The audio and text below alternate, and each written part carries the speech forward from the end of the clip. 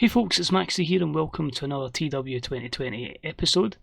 John is in November of 1984, closing in on another end of year awards where I fully expect New Japan Pro Wrestling to absolutely sweep up everything.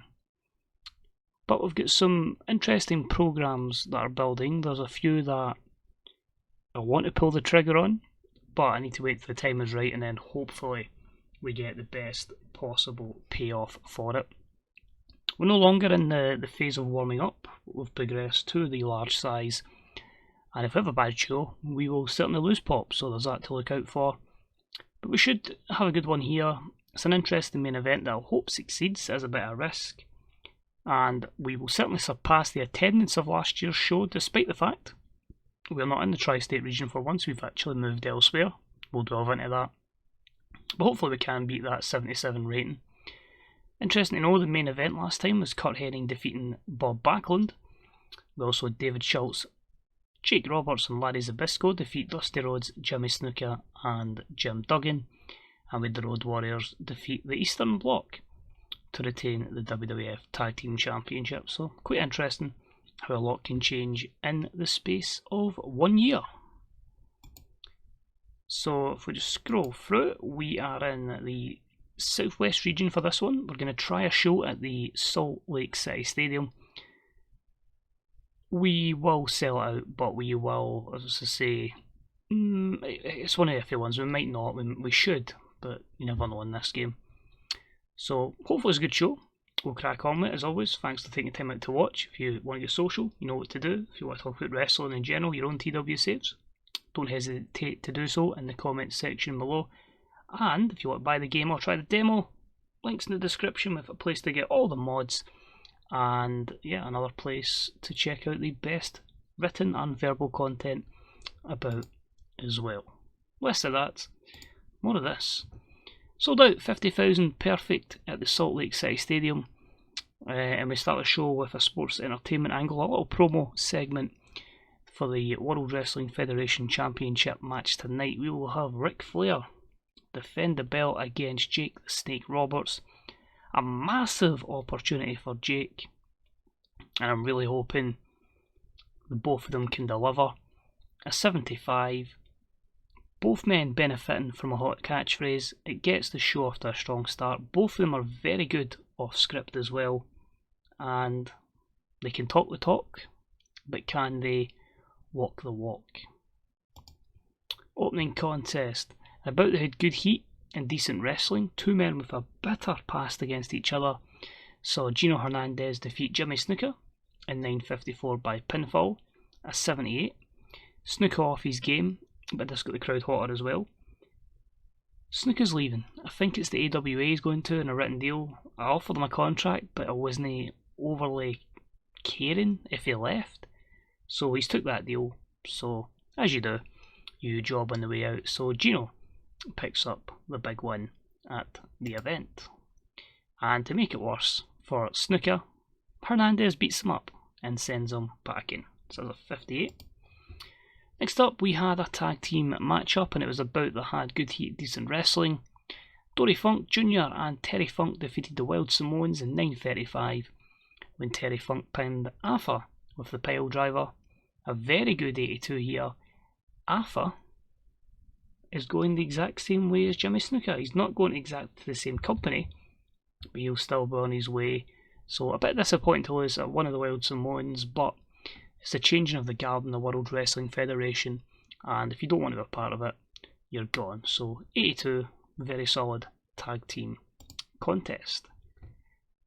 Speaking of tag team contests, we had the World Wrestling Federation Tag Team Championship belts on the line, and about that had decent reaction from the crowd. The subpar wrestling, the Road Warriors defeated the team of Ollie Anderson and Steve Kern in 11:58 when Hawk pinned Ollie Anderson with a flying lariat. The 13th defence of the championships, a very respectable 75 considering the zero chemistry with Anderson and Steve Kern.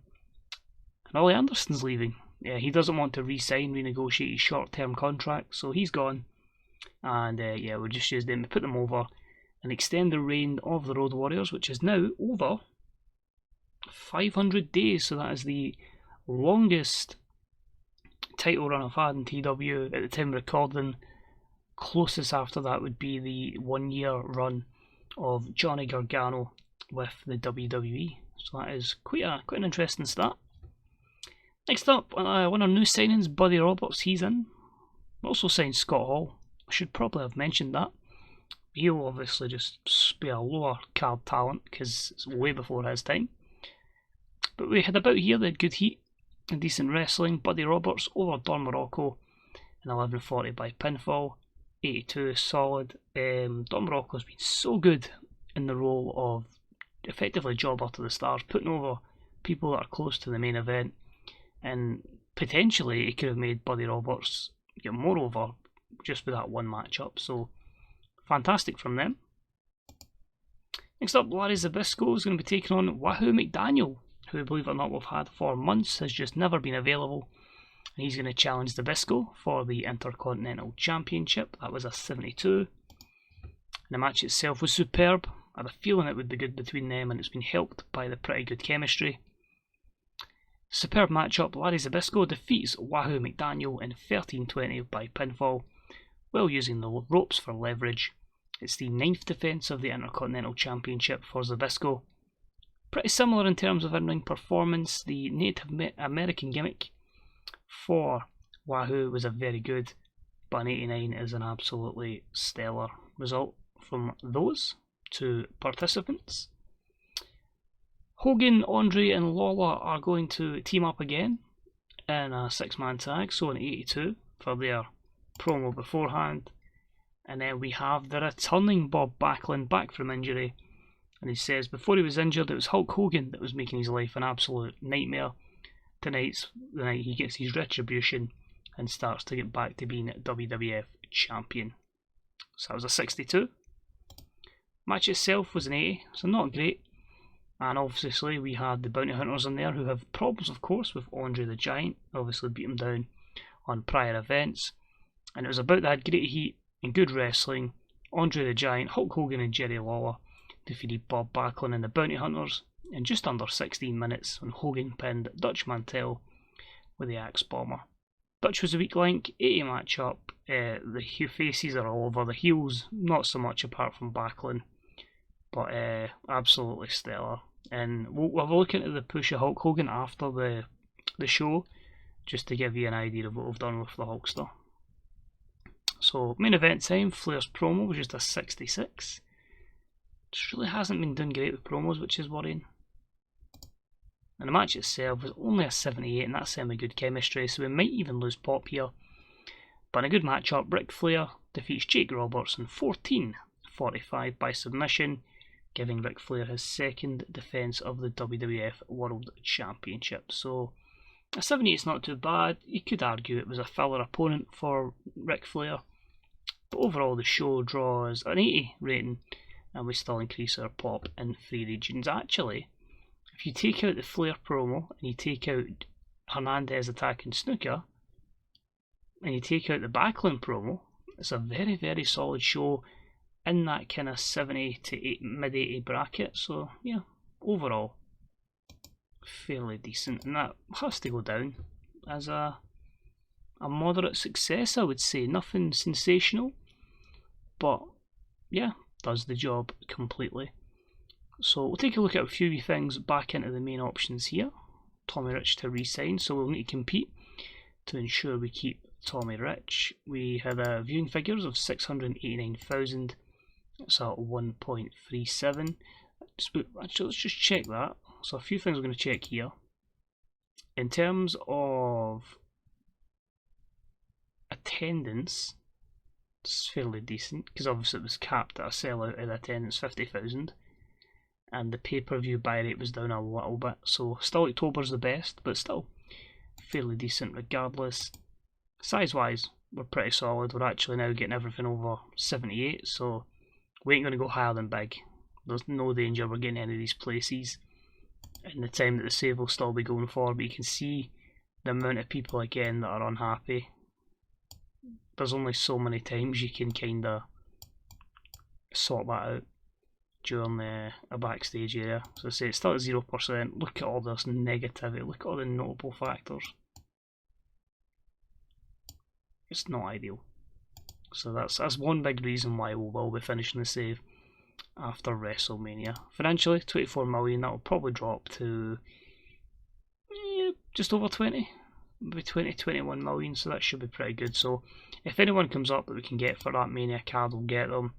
If any companies jump into debt, we'll certainly try and get them, but everybody seems to be financially sound. New Japan 31 million, All Japan 24. But the last thing I wanted to look at was obviously the run of Hulk Hogan, just to give you an idea how his pushes went. So Hulkster, I think he was only like 40 or 50 over when we started, so it was going to be a long process, but as you can see here, 88s, 86, 87, just Puerto Rico and Hawaii that he lacks a bit of overness.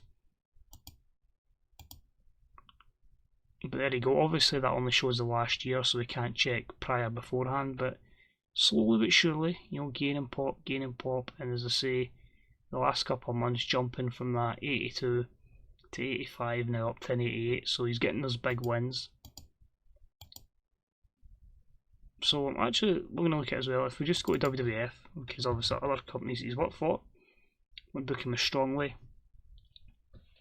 46 wins and 1 loss. Here's the challenge, there's the loss there. His only loss was Bruiser Brody, Larry Zbyszko, and Gino Hernandez defeating Andre, Kurt Hennig and Hulk Hogan. Apart from that, he's won every other match. In any match he's in that's a tag team, he gets the pinfall, so that's why he's getting pushed so well. And then the year before, no defeats, so in the whole time he's been with us, 88 wins and 1 loss, so it just shows that Adam was obviously planning, if you're going to book somebody as a superstar, it is going to take time, but if you constantly keep them winning over the course of possibly just under 2 years, you can make them an absolute star. But anyway, that's going to be it for this episode. I'm half falling asleep here, as I say. If you enjoy it, please leave a thumbs up, it's much appreciated. Any comments to say are appreciated, and as I say, we will be finishing this up at WrestleMania just because of the backstage situation, and I'm effectively having to do 6 incidents a show and having to give people money constantly to keep their morale. Gino Hernandez will get 100 grand after this particular episode. But what we'll either do is it'll either be more WWE videos, obviously there's going to be more series etc down the line. It's just a case of finding a mod and going, yep, we want to do this. But honestly man, this game has captured my imagination and I just keep going on and on with it. So hope you're enjoying the ride, hope you're enjoying the game. There is a lot of flaws, but there's a lot of positives, and hopefully as time goes on they sort each other out. Of course, by the time this goes live will be like 3 or 4 patches probably down the line, but yeah, I was having fun backdating a lot of stuff and keeping storylines flowing. So thanks so much for watching, enjoy the rest of your evening. I'm going to stop blathering on, and hopefully I'll see you next time. Bye bye.